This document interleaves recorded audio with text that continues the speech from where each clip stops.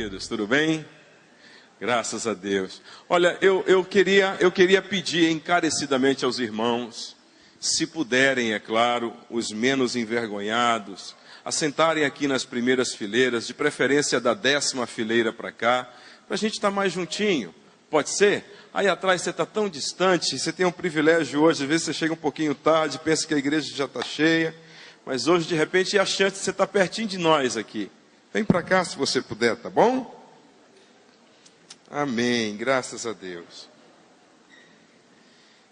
Amém. Você pode abrir a tua Bíblia no livro de Mateus, capítulo 5. Vamos ler apenas um verso.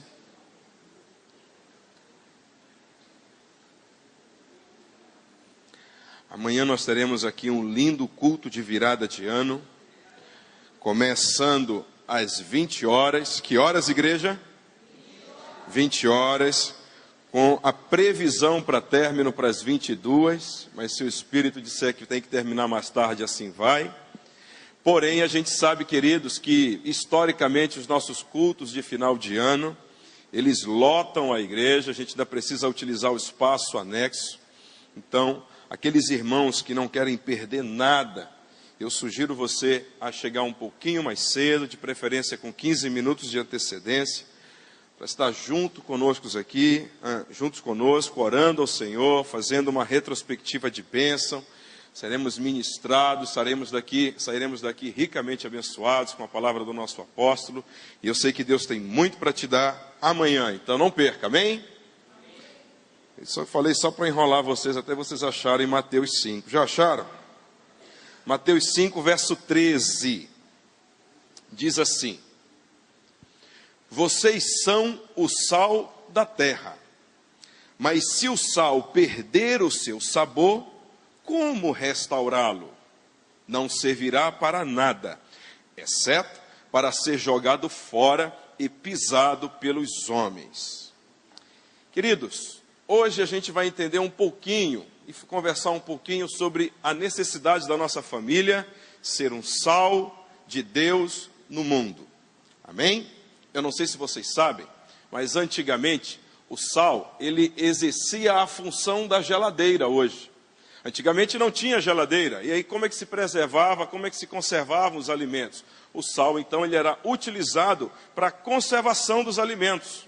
Pra você ter uma ideia, se salgava o sal bastante para que ele mantivesse o seu mesmo conteúdo e não perdesse, e não viesse a estragar, não viesse a corromper, se apodrecer. Então essa era a finalidade do sal.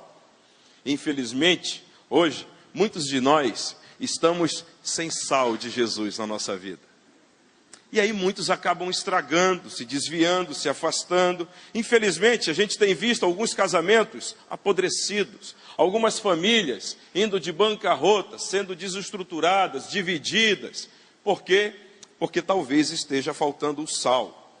O sal também, ele serve para algumas outras finalidades, e a gente vai ver daqui a pouquinho. Agora, a gente aprende também que quem utiliza o sal na sua vida serve para o que acontece lá em Jó 6,6. Olha só o que diz em Jó capítulo 6, verso 6. Lá diz que o sal, ele tempera alimentos. E o que eu aprendo com isso? Eu aprendo que a minha palavra, ela precisa ser temperada com sal. A sua palavra, ela precisa ser temperada com sal. Tem gente que diz assim, quando o apóstolo vai viajar, quem é que vai pregar hoje, hein? Liga até para cá, para a igreja, né? Alô, quem é que vai pregar hoje? É o pastor Léo. Sem sal. Nem vou. Queridos, a nossa palavra, ela precisa ter sabor. Por onde nós passamos, as pessoas precisam reconhecer em nós algo diferente. As nossas palavras, elas precisam exalar sabor. Amém? Palavra temperada com sal. Em Ezequiel 6,4, eu aprendo que a nossa palavra, ou melhor, que o sal também serve para tratar o recém-nascido. Antigamente, o sal, exercia a função do éter, hoje, do tratamento dos bebês. Hoje, o bebê, quando nasce, a medicina vai lá e coloca algumas coisas no umbiguinho da criança para sarar, para cicatrizar. Antigamente não tinha nada disso. Antigamente era necessário colocar o sal aqui no umbigo do bebê. Então o sal, ele tem essa finalidade. Ezequiel diz que o sal tinha a finalidade de fortalecer o recém-nascido. E isso me ensina, queridos, que tem alguns crentes na igreja que nasceram, foram para a célula, vieram para a igreja, mas acabam não crescendo, porque não foram fortalecidos na sua infância espiritual. E acabaram virando, então, crentes puramente carnais. Você tem algum crente carnal na tua família? Não fala não, querido, que ele pode estar do teu lado. Crente que aceita Jesus, se converte, mas acaba mantendo as mesmas mazelas do passado, acaba usando as mesmas mentiras, falando as mesmas coisas. O vocabulário não muda, as atitudes não mudam, a grosseria não muda, continua a mesma coisa. Por quê? Porque faltou a palavra, faltou o sal no recém-nascido. Em Esdras, eu estou passando rapidamente para mostrar para vocês algumas finalidades do sal que a Bíblia nos ensina, para a gente trazer essa aplicabilidade para a nossa família, amém? Em Esdras 7:22, você pode anotar para ler em casa, diz que o sal também foi utilizado na construção do templo. Olha só, Esdras e Neemias, quando restauraram, quando reconstruíram o templo, eles utilizaram muito sal. A Bíblia inclusive diz lá, use sal à vontade. Sal à vontade, queridos. Ninguém pode edificar a casa de Deus sem sal. É por isso que eu e você somos o sal nessa terra. A gente ama ver a palavra de Deus sendo anunciada, a gente ama ver as igrejas crescendo, amamos ver o evangelho sendo pregado, amamos isso. Mas deixa eu te dizer uma coisa, só tem uma forma do evangelho ser implantado e vivido nessa cidade, nesse estado, nesse país e no mundo. É quando a igreja decidir ser sal. Eu e você fomos chamados para sermos sal dessa terra. E não pode ser pouco não, tem que ser muito, muito sal. Colossenses 4:6 me ensina como nós podemos utilizar esse sal. Olha como é que fala lá. Como é que a igreja pode ter sal à vontade? Colossenses 4:6. E esse eu quero ler junto com vocês. Olha lá, está ali, filha. Você pode ler para a gente? A vossa palavra seja sempre agradável, temperada com sal, para que saibais como vos convém responder a cada um. Olha só. A igreja de Deus, temperada com sal, com muito sal. Começando aonde? Aqui, ó. Nas nossas palavras. Nossas palavras precisam ser temperadas com sal. Nossas palavras, queridos, fala para o teu irmão aí, a tua palavra é temperada com sal? Pergunta para o teu irmão aí. Querido, nós precisamos ter um princípio. Eu preciso ter um princípio dentro de mim. Só falar as coisas para a Rosana que faz bem para ela. Você precisa falar as coisas que fazem bem, não que fazem mal. Tem muita gente dentro da nossa casa, na nossa família, nossos cônjuges, filhos, acabam dirigindo palavras um ao outro que ferem, que machucam, que entristecem. Esses dias eu recebi uma ligação de uma irmã chorando do outro lado da linha. E ela chorando, eu disse, pastor, o senhor sabe quem está falando? E eu disse, não deu para reconhecer pela voz, ela estava chorando muito. Eu disse, calma. Onde é que você está? Eu disse, eu estou dentro do meu carro, indo para uma delegacia. Eu disse, por quê, irmã? Porque eu não aguento mais o meu marido. Eu disse, calma, o que foi que aconteceu? E ela compartilhou e disse, olha, o meu marido, ele disse que vai me matar, ele disse que vai me ferir, ele disse que vai me bater, eu estou sofrendo violência, mas calma, irmã, como foi que isso aconteceu? Ele não presta, ele não vale nada, ele está me ameaçando, eu vou denunciá-lo. Aí eu perguntei para ela assim, irmã, calma, me diga uma coisa. De manhã, quando ele acordou e você acordou, já acordaram com esse propósito de um ferir o outro? Ela disse, não. Você está vendo, irmã? Com certeza isso foi fruto de uma briga, de uma discussão que vocês tiveram. Não foi? Mais ou menos, pastor. Mas como mais ou menos? Porque eu liguei para ele, pedi dinheiro, ele disse que não dava. Eu disse para ele que eu ia no trabalho dele mesmo assim cobrando, ele disse que se eu fosse ele me matava. Olha só, queridos. Só palavra temperada com sal, né? Só se fosse sal do inferno, não? E aí, E aí eu disse, calma, irmã, me diga uma coisa, minha irmã, como é que foi como é que tem sido as 3 últimas semanas dentro de casa? Está tudo bem, na paz? Não, pastor, o clima está pesado, está ruim, muita briga, muita discussão.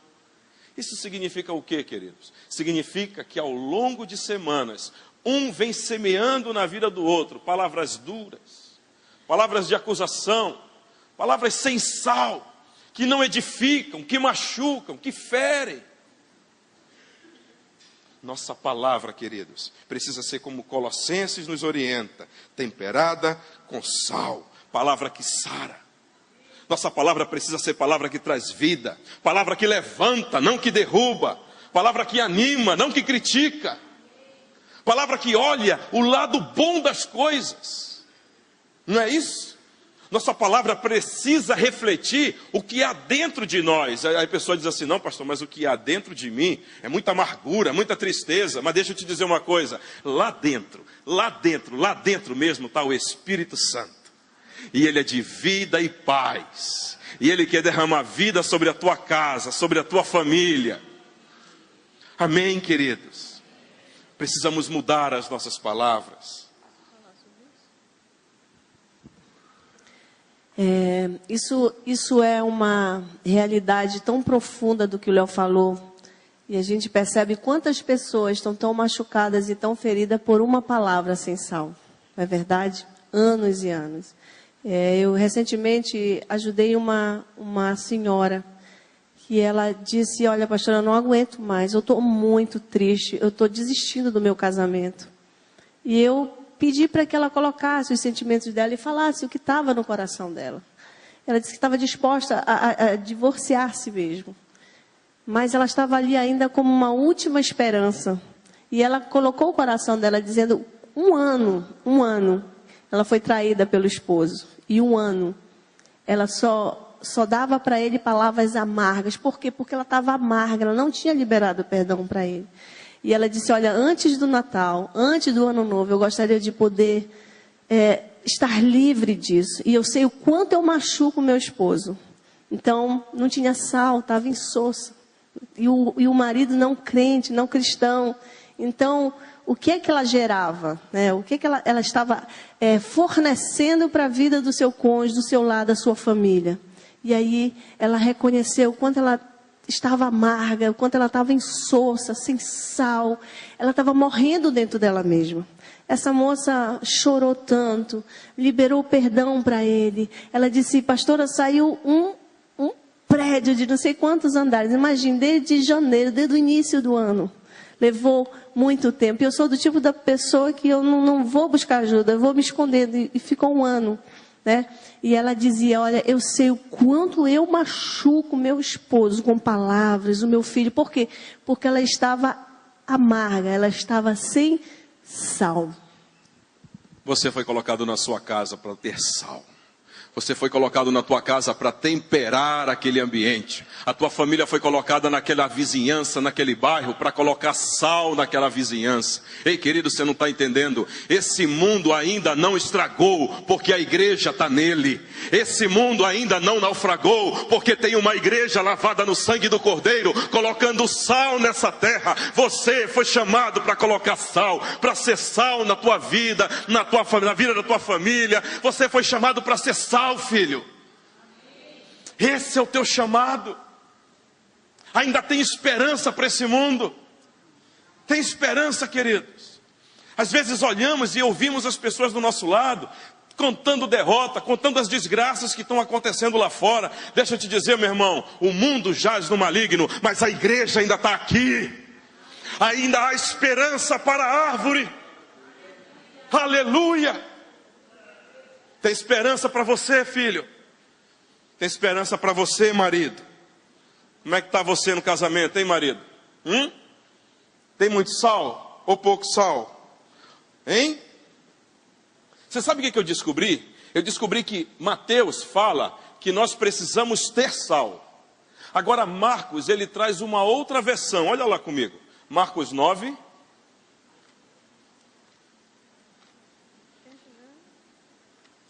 Marcos 9, verso 50, é isso? Marcos 9, verso 50. É isso mesmo. Você consegue colocar para a igreja ler, filho? Você pode ler? O sal é bom, mas se deixar de ser salgado, como restaurar o seu sabor? Tenham sal em vocês mesmos e vivam em paz uns com os outros. E isso em casa, no nosso relacionamento, a gente esquece de colocar o tempero do sal com as nossas palavras, né? Diz assim, com licença, por favor, obrigada. A gente percebe as famílias falando umas com as outras, parece que estão falando com um pedaço de pau, com um cachorro. Não, até me perdoem, o cachorro é muito mais bem cuidado e tratado do que seu cônjuge, seus filhos. Não é verdade, gente? Então, esse sal para o dia a dia, do cotidiano, pedir uma coisa para o filho, filho, vai lá, por favor, filha, obrigada, com licença, isso faz tão bem, isso dá, tempero, sabor para o relacionamento da família, do papai com a mamãe, da mamãe com o filho, do filho com o vovô, do marido com a esposa, da esposa com o marido, não é? Então, a gente precisa temperar, às vezes são palavras, é tão simples e ao mesmo tempo grande, né? Pedir perdão, reconhecer. Então, palavras, eu errei, me perdoe, dá aquele abraço. Isso trazendo para o cotidiano do dia a dia, né, Márcio Monteiro? Sabe, uma das coisas que a gente observa, Mateus fala que eu preciso ser sal. Então, eu sou sal para o mundo. Mas Marcos fala que eu preciso ter sal em mim. Olha só que coisa diferente. Se eu preciso ter sal em mim, é porque eu preciso temperar a mim e as pessoas que estão perto de mim. E sabe, marido, a primeira pessoa que precisa ser temperada com o sal que você tem é a tua esposa.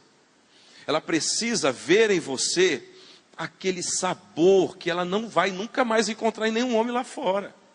Foi por isso que ela casou contigo, santo. Agora, se falta sal em casa, lá vem ela orar aqui na igreja, Jesus me ajuda para dar sal para o meu marido. Pastor, como é que eu faço então para ser sal, para colocar sal no meu relacionamento conjugal? É simples, começa a trabalhar a mudança na linguagem, começa a elogiar, começa a reconhecer quando ela se veste bem, não vai mentir. Você está linda de amarelo, filha. Olha, aquele presente que eu te dei de Natal, show de bola. É verdade, eu ganhei de Natal um negocinho que enrola o cabelo, entendeu? Enrola todo assim, ele com o maior cuidado, o carinho me deu no dia de Natal, você realmente me surpreendeu. Veja que não é carne nem sangue que te revelou. O apóstolo está dizendo que eu estou enrolando ela. Mas é com sal. Tem que ter sal no relacionamento, queridos. Agora, preste atenção. Papai, você papai, precisa colocar sal no seu relacionamento com os seus filhos também. E eu percebo que tem um determinado tipo de sal que os pais esqueceram de colocar no relacionamento com os filhos. É o pedido de perdão. Sabia disso, irmã Dilma? Os pais têm esquecido de pedir perdão para os filhos. Sabe, queridos, nós em casa temos tentado ensinar aos nossos filhos um princípio. E o princípio que a gente tem ensinado para eles é o seguinte: crianças, Gabriel e Isabela, vocês precisam obedecer o papai e a mamãe completamente, imediatamente e alegremente, sem murmurar. Não adianta obedecer pela metade, não, tem que ser completo. Não adianta obedecer depois, depois eu vou. Não, tem que ser agora, papai mandou agora, tem que fazer agora. E não adianta ir reclamando, não. Emburrado, cara fechada, batendo o pé. Não, tem que ser alegremente. Quando eu vejo o rostinho da Isabela obedecendo triste, eu vou logo lá com ela. Bora, filha, sorrindo, sorrindo, alegre, alegre. Já vou logo falando para ela isso. Aí ela continua emburrada. Eu olho para ela e digo: filha, você tem duas escolhas. Escolha A, escolha B. Escolha A, você obedece alegremente. Escolha B, eu te corrijo para obedecer alegremente. Aí ela sorri imediatamente. Mas sabe, queridos, eu percebo que algumas vezes a minha forma de falar com eles não é a adequada. Eu percebo que eu ainda estou em obras também. Não são só meus filhos que estão em obras, eu também ainda estou em obras. E às vezes, na forma que eu me dirijo a eles, é uma forma, às vezes, eu não sei se vocês sabem, mas em casa a gente tem uma prática. É a prática da lavagem da roupa suja. Então, de tempos em tempos, você quer falar dessa prática e depois eu completo? A importância do culto doméstico, né? Da família se reunir. Então, a gente se reúne na nossa cama mesmo, os 4, eles não veem a hora, gostam muito, né? Então, o culto doméstico favorece isso. A gente chama de lavagem de roupa suja. Aí, a gente pergunta, em que nós precisamos melhorar? Primeiro a mamãe, depois o papai. E aí, eles detonam a gente. Aí depois vai ser vocês, chegou a hora chata, a nossa. E o nosso culto, recentemente, nosso culto doméstico, nós perguntamos, o que é que o papai precisa melhorar? Aí eles disseram, olha, o papai precisa falar mais assim, baixo, mais devagar com a gente. O papai precisa ser mais paciente. E a mamãe? A mamãe, ficaram pensando um tempão, viu, gente? Não foi logo assim, não. A mamãe, a Isabela disse, mãe, a senhora fala assim, o quê? O quê? Mãe, eu não aguento isso. Eu falei para a senhora fica, o quê? Aí o Gabriel disse, é mesmo, mãe. A senhora faz isso mesmo. E eu nossa, quanto eu preciso corrigir realmente, Senhor. Porque as mulheres estão aqui, né? A gente vive correndo de um lado para outro.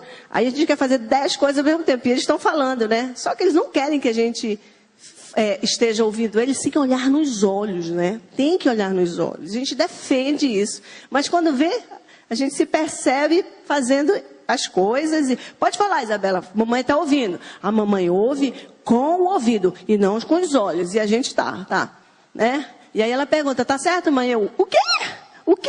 Mãe, eu não aguento isso, mãe, o quê? Ou seja, ela estava dizendo, mamãe, olhe nos meus olhos quando eu estou falando. Eu quero a atenção. Então, imediatamente eu disse, minha filha, me perdoe. Eu vou tentar melhorar. Você me ajuda? Amém. Então, o culto doméstico, essa lavagem de roupa suja, a gente aproveita e também fala para eles no que eles precisam melhorar. E nessa lavagem de roupa suja, nós vemos o quanto, às vezes, nós precisamos pedir perdão. E decidimos que não vai ter falta de tempero do perdão dentro de casa. E aí ficou, então, uma prática, sempre pedindo perdão. Filha, me perdoa, filho, me perdoa. Esses dias agora, a gente foi na casa do sogro, e aí, chegando lá, eu não sei se estava chovendo, e aí disse, bora, queridos, crianças, rápido, desçam do carro, porque eu preciso fechar o carro, que vai cair a chuva. E aí o Gabriel desceu rápido, a Rosana desceu rápido, mas a Isabela foi naquela velocidade. Eu disse, filha, rápido, filhinho, bora, papai tem que fechar o carro. Essa voz bem mansa. Calma, mansa, serena. E aí depois ela veio falar comigo, papai, tá vendo só? Nem parece que o senhor me ama. Eu disse, por quê, filha? O senhor viu a forma que o senhor mandou eu sair do carro? Sabe, queridos, essa lição... isso tudo me trouxe 2 coisas. Primeiro, ela não tem medo de falar comigo. Eles não têm medo de abrir o coração para nós.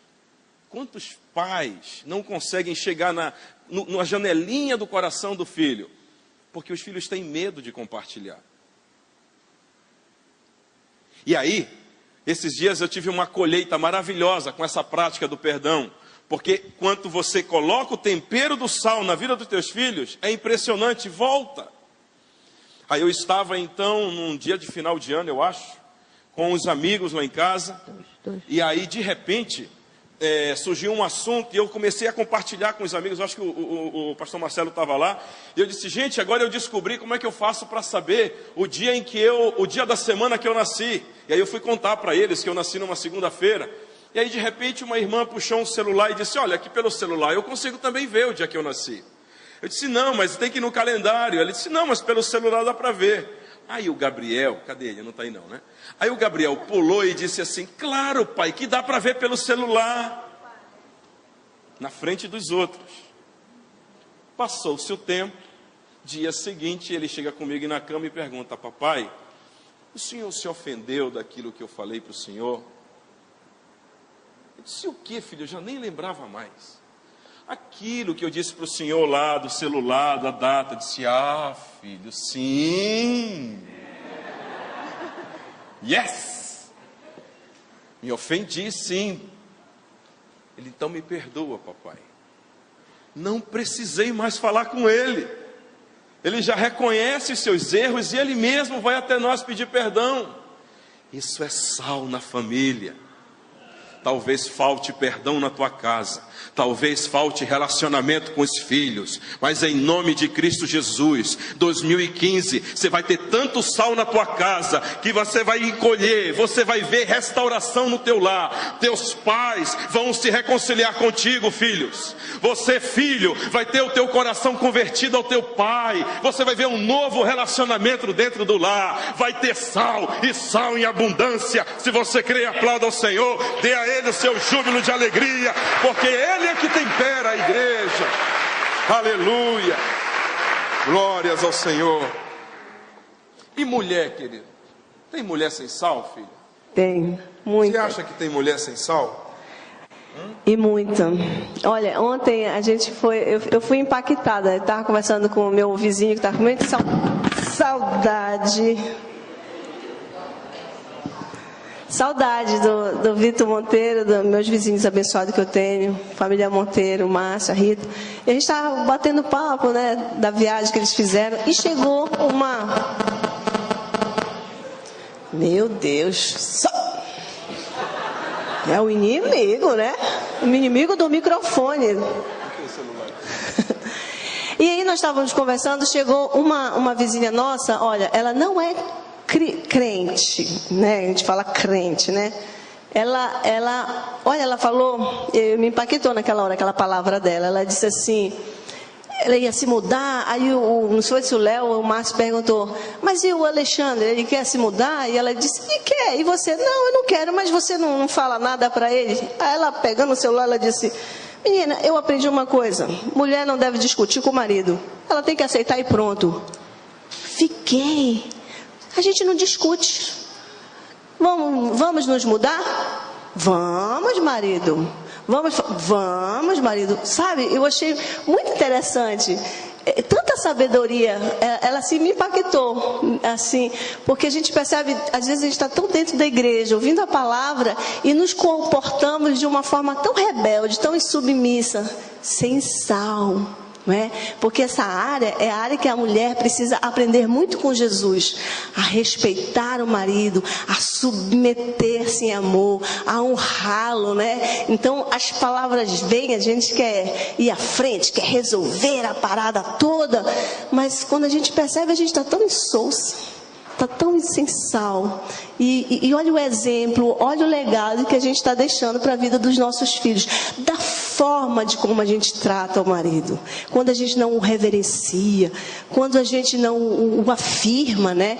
Porque Efésios 5:3 fala muito nisso, que a mulher precisa honrar o marido, precisa reverenciá-lo, que o prazer dela se torna o dele. Então isso é um desafio constante na vida de uma mulher, sim ou não? Olha, talvez as meninas, cadê as mulheres que não casaram ainda, mas que vai casar em nome de Jesus? Levante. Senhor, eu profetizo em nome de Jesus, 2015. Olha, o anjo já fotografou, tá? Levante a mão. Senhor, eu profetizo em nome de Jesus, 2015, um marido abençoado para essas mulheres que irão tratá-las como princesas, mulher de Deus, mulher amada, um homem santo, não dado ao vinho, marido de uma só mulher e cheio da tua glória. Já profetizei. Quem for com vergonha, não levantou a mão, perdeu a bênção. Foi, pastor? Essa moça, ela disse uma frase que marcou o nosso coração. Acho que o Márcio também lembra. Ela disse assim: eu prefiro ser feliz do que ter razão. Entre ser feliz e ter razão, eu prefiro ser feliz. Ei, marida, você quer ter um casamento feliz? Às vezes você vai precisar abrir mão da razão. Porque olha, cá para nós, que o marido não nos ouça, só eu e você aqui, mulheres, 98% das vezes é vocês que têm razão. Não, peraí, não é tanto assim, 99 não, 98. 2% das vezes os homens têm razão. Mas olha, na nossa cabeça de homem, esses 2% valem muito. Valem tanto que se multiplicam para 98. Então, ao invés de ter razão, às vezes você vai precisar abrir mão da sua razão para ser feliz. E você sabe o que a gente aprendeu depois de 15 anos de casado, no nosso relacionamento, no relacionamento de muitos? É que quando a mulher, ela decide ser feliz, o marido depois não acaba dando razão para ela. É impressionante. É ou não é verdade? O marido chega e toma uma decisão, vamos fazer isso. Ela sabe que não é a melhor decisão, mas ela não fica que nem pingadeira no ouvido dele. Ela diz, amém, amor, vamos orar sobre isso? Pronto, é simples. Depois de uma semana o marido está dizendo, mudei de ideia, eu acho que é melhor nós fazermos aquilo. Foi a ideia da mulher, ele já pegou como dele. Amém, mulheres? Eu estou diante de mulheres que em 2015 vão ser felizes, porque vão fazer os seus maridos felizes, amém? Glória a Deus. Abra comigo para a gente concluir em Números 18. Números 18.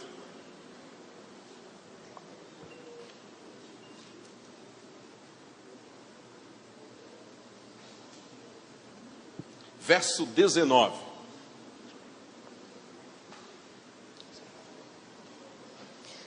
Números 18, verso 19. Já está lá.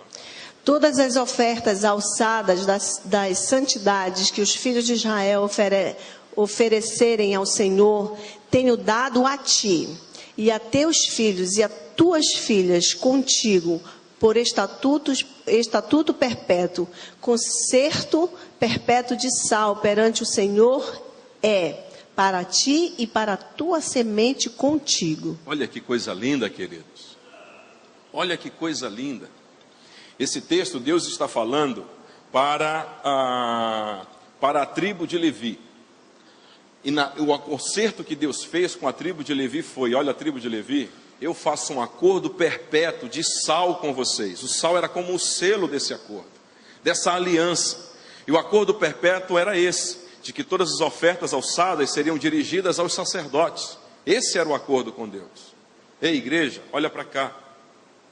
Não existe mais hoje a tribo de Levi. Hoje a igreja está debaixo do sacerdócio segundo Melquisedeque. Esse sacerdócio de Melquisedeque veio pela tribo de Judá. Foi por isso que Davi, ele era rei e sacerdote. Ele exerceu funções de rei e ao mesmo tempo de sacerdote. É por isso que Jesus é filho de Davi, porque veio dessa mesma linhagem. E Jesus, filho de Davi, ele é rei e sacerdote. Olha que coisa interessante. Agora, olhem para cá. Eu e você, a Bíblia diz que está sobre nós um reino sacerdotal. Eu e você somos reis e sacerdotes. Deus escolheu você e a mim nessa terra para ter uma aliança de sal perpetuamente. Deus escolheu você para fazer uma aliança de sal com Ele, que nunca vai acabar. Sabe, queridos, o que a gente observa muitas vezes é a igreja abrindo mão desse pacto de sal, abrindo mão dessa aliança de sal com Deus, abrindo mão dessa aliança de sal com a igreja, abrindo mão dessa aliança de sal com o seu líder, com o seu pastor, abrindo mão dessa aliança de sal. Sabe, queridos, a aliança de sal, ela existe para nunca mais terminar. Às vezes, quando criticamos, quando falamos mal, quando detonamos, ou quando não defendemos, estamos rompendo a nossa aliança de sal. A nossa igreja, você está aqui na Igreja Batista Missionária da Amazônia, filiado a essa igreja, essa aqui é a tua arca de Noé, santa.